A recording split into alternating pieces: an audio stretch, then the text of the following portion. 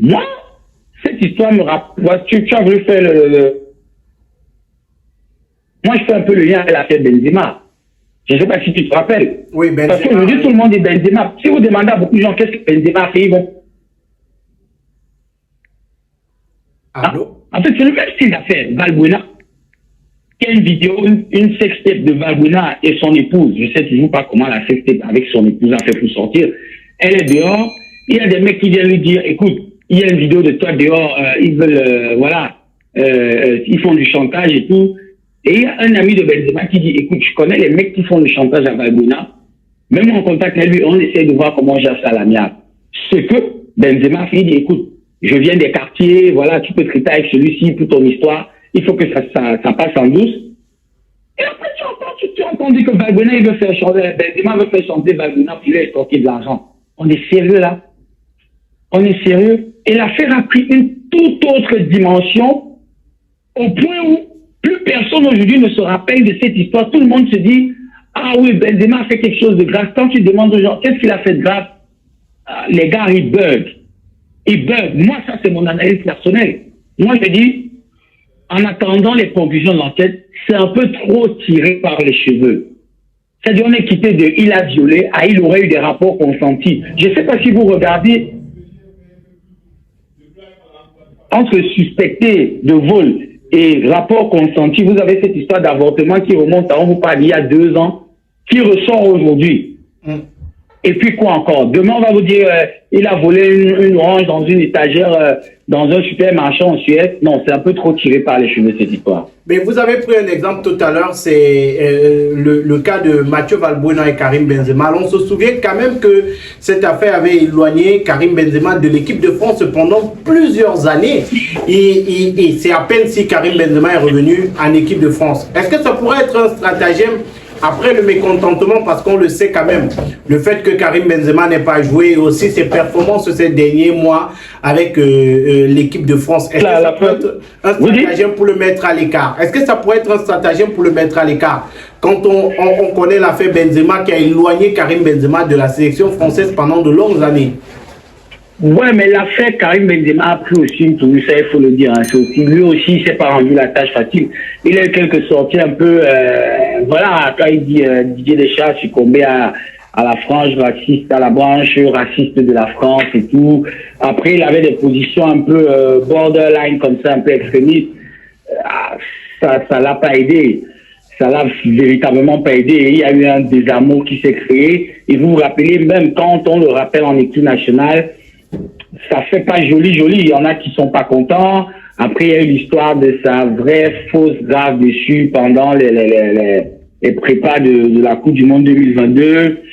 Et puis l'histoire aussi où tu as les cadres qui voulaient pas qu'ils reviennent. Donc c'est un peu en fait, ça part de cette histoire de Valbuena, mais après ça se mélange un peu. Pour le cas de Kylian Mbappé, moi je dis, j'ai l'impression, je préfère dire ça comme ça, j'ai l'impression que Kylian Mbappé est en train de devenir un peu trop gros. J'ai l'impression qu'il occupe un peu trop important et qu'à un moment donné, tu as je sais pas, j'ai pas envie de dire branche raciste comme avec le cas de Benzema, mais tu as des gens qui n'acceptent pas ça. Je vais dire ça comme ça. Faut pas oublier Kylian Mbappé Cameroun, c'est rien de mer, hein. Donc, d'accord. Donc, Kylian Mbappé, lui et son entourage doivent faire attention parce que vous avez un gamin qui a pris trop de place, qui a pris beaucoup de place très vite. La première fois qu'il va aller au Real, il y a des tractations et tout, il rencontre le président de la République. Dernièrement, vous l'avez vu avec le président Eleni du Qatar. Il est en train de devenir carrément l'ambassadeur de la France. Voilà, ça plaît pas à tout le monde. Ça plaît pas à tout le monde. Donc, moi, si j'ai un conseil à lui dire, c'est, écoute, gamin, fais attention parce que ils vont pas te louper à chaque fois. Parce que ça, c'est le début, en fait. Ça, c'est le début. Après, tu vis dans une sorte de psychose parce que tu sais plus à qui faire confiance, comment ça va se passer, comment ça va pas se passer. S'il a eu des rapports consentis avec la fille, pourquoi est-ce qu'il y a une histoire de viol aujourd'hui? Est-ce que c'est la fille avec qui il a eu les rapports qui a été violée? On sait pas. Maintenant, il a le droit d'avoir sa vie privée, il a le droit d'avoir des copines, d'avoir des relations sexuelles. Voilà, c'est un être humain. Hein? C'est un être humain. Maintenant, si on veut instrumentaliser ça pour la terre, non, je pense que c'est un peu petit quand même.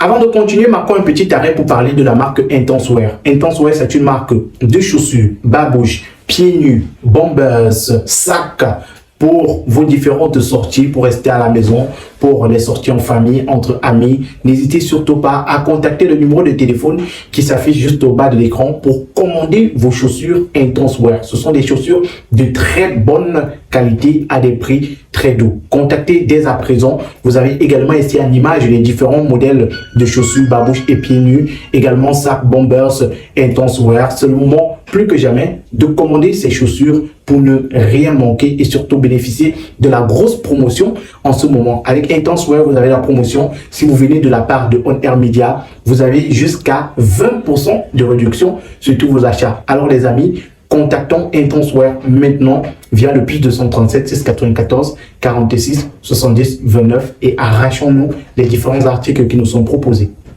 Kylian Mbappé aujourd'hui, capitaine de l'équipe de France, et on parlait tout à l'heure de la mise à l'écart. Est-ce que rien que le fait qu'il soit accusé, que ce soit à tort ou à raison, ne justifie pas qu'aujourd'hui il soit mis à l'écart? Là, c'est pour comprendre un peu ce qui se passe. Est-ce que ça ne justifierait pas qu'il soit mis à l'écart pour l'image de l'équipe de France, pour l'image de la France même en général? Mais vous savez, l'équipe de France, c'est une équipe de top niveau, hein. De top niveau. Donc, qui dit équipe de top niveau, tu as besoin d'un top joueur pour ton image, pour tout ce qui va avec. Donc, sauf s'ils ont envie de se mettre une balle dans le pied en se comportant comme ça. Pardon, moi je sais pas. C'est très complet. Vous savez, en fait, je sais pas si vous avez marqué Magique. J'évite d'aller dans le fond de l'histoire parce que j'ai pas encore tous les éléments définitifs. Je veux pas dire un truc aujourd'hui et me faire canarder demain en disant ouais, tu avais parlé chez Magique, tu avais dit ceci, cela. Non, il faut attendre. Mais maintenant, moi, je peux mon ressenti, c'est que c'est une histoire abracadabra. Carrément, c'est vrai que c'est dans le pays de Zlatan Ibrahimovic qu'on appelle abracadabra, mais cette histoire est véritablement abracadabra parce que tu comprends pas assez.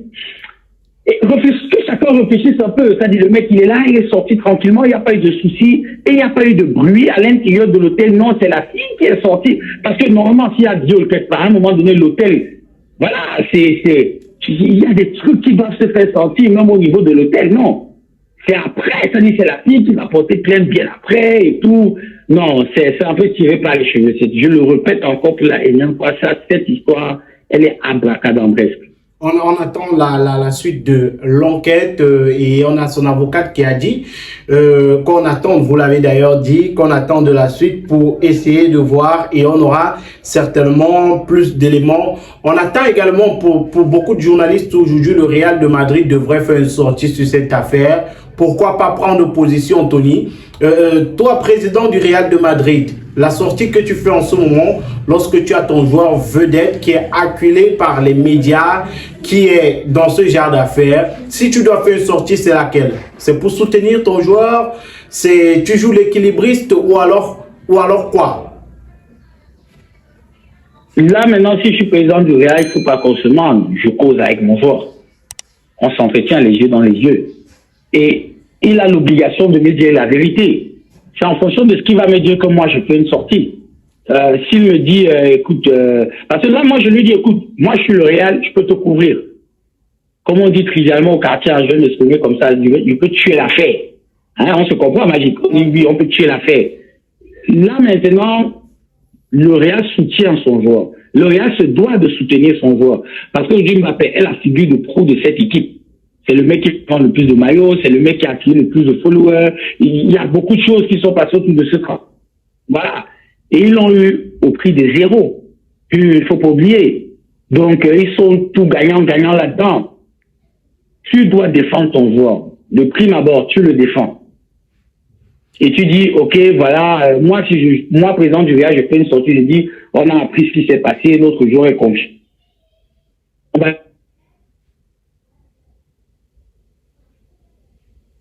Notre soutien à notre joueur pour qu'il puisse faire de bonnes performances sur le terrain. C'est ce que je vais dire, c'est tout. Et est-ce qu'au sorti de cette affaire, la cote de popularité de Kylian Mbappé ne va pas chuter? Parce que là, on a déjà des associations féministes qui font des sorties, des associations des femmes, des organisations non gouvernementales et autres qui font des sorties pour demander que lumière soit faite dans cette affaire. Est-ce qu'il n'y a pas une partie du public de Kylian Mbappé qui va lui tourner le dos? Ça, c'est la rançon de la gloire, tout simplement. Cette partie va lui tourner le dos pour un moment, mais c'est à lui. C'est pour ça que j'ai dit, je veux voir comment il va réagir sur le terrain.